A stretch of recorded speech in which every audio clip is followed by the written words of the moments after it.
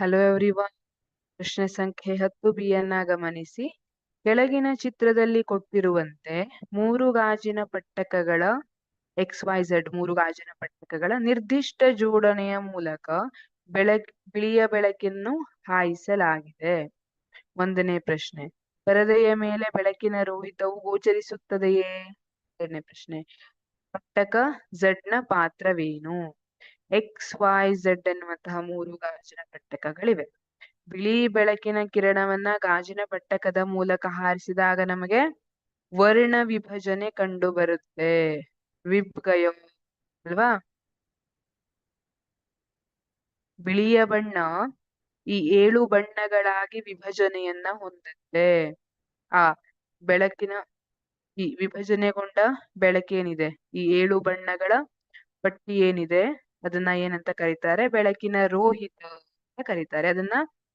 ಅದು ಒಂದು ಸರಿಯಾದ ಫ್ರೀಕ್ವೆನ್ಸಿ ಅಥವಾ ತರಂಗಾಂತರದ ಸರಿಯಾದ ಆರ್ಡರ್ ನಲ್ಲೇ ಜೋಡಿಸಿಕೊಂಡಿರುತ್ತೆ. ಅದನ್ನ ಬೆಳಕಿನ ರೋಹಿತ ಅಂತ ಕರೀತಾರೆ.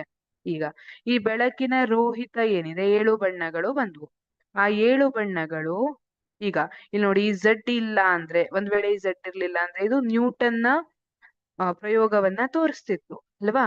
ಬಿಳಿಯ ಬೆಳಕನ್ನ ಒಂದು ಗಾಜಿನ ಪಟ್ಟಕದ ಮೂಲಕ ಹಾರಿಸ್ತಾರೆ. ಅವಾಗ ಏನಾಗುತ್ತೆ? 7 ಬಣ್ಣಗಳಾಗಿ ವಿಭಜನೆ ಹೊಂದುತ್ತೆ.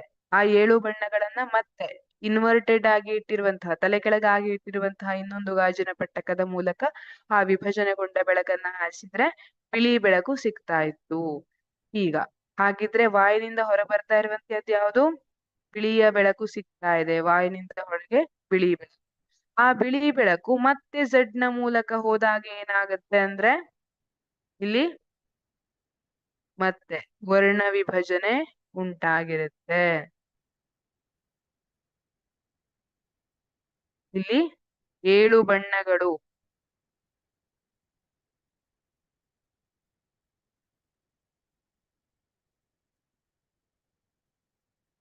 ಇಲ್ಲಿಂದ ಬಿಳಿಯ ಬೆಳಕು ಹೊರಟಿದೆ.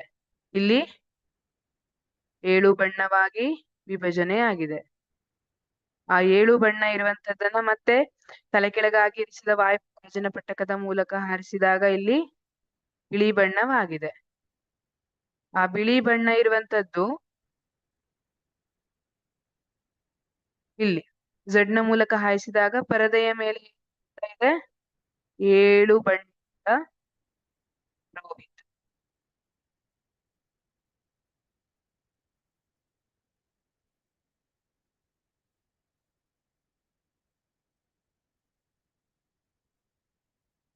ಇದು 7 ಬಣ್ಣಗಳು. ಪರದೆಯ ಮೇಲೆ 7 ಬಣ್ಣಗಳು ಕಾಣಿಸ್ತವೆ. ಪರದೆಯ ಮೇಲೆ ಬೆಳಕಿನ ರೋಹಿತವು ಗೋಚರಿಸುತ್ತದೆ.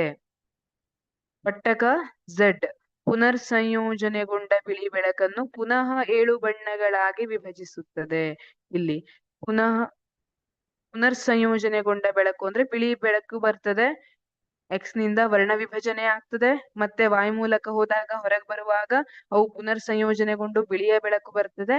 ಆ ಬಿಳಿಯ ಬೆಳಕು Z ನ ಮೂಲಕ ಆದಾಗ 7 ಬಣ್ಣಗಳಾಗಿ ವಿಭಜಿಸಲ್ಪಡ್ತದೆ.